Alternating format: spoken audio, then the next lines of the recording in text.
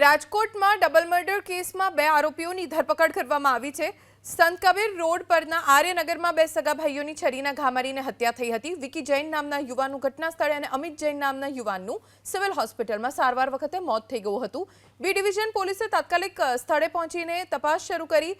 छोटू उर्फे संजय गुप्ता और विजय गुप्ता नामना व्यक्तिए हत्या कर्यानुं खुल्युं। थोड़ा दिवस पहला मृतक अमित जैन ने आरोपी छोटू गुप्ता साथे बोलाचाली थई हती, जेनी अदावतमां बंने शाळा बनेवीए मळीने अमित जैन और विकी जैन बे सगा भाईओनी हत्या करी नाखी। रात्रिना आश्रे 9 वाग्यानी आसपास अमितभाई छे जे आ लोकोनुं तमामनुं कॉमन टॉयलेट बाथरूम छे, ए टॉयलेट बाथरूमनी अंदर बाथरूम गयेलो हतो।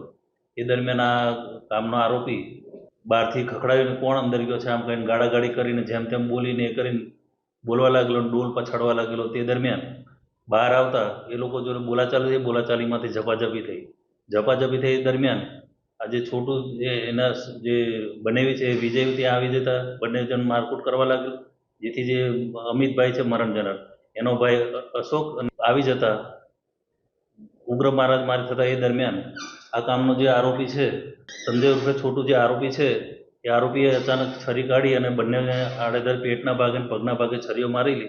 छरी मारी दीधी त्यांथी जता रहेला। ते दरमियान 108 बोलावी ने बंने भाईओने सिविल होस्पिटल खाते 108 में रवाना करेल, पण ते दरमियान बंनेओना मरण गयेल होय ए बाबतनी फरियाद पोलीस स्टेशन में नोंधाता गणतरीना कलाकोमां बी डिविजन पोलीस स्टेशन स्टाफे आरोपीने झड़पी पाड़ेला है।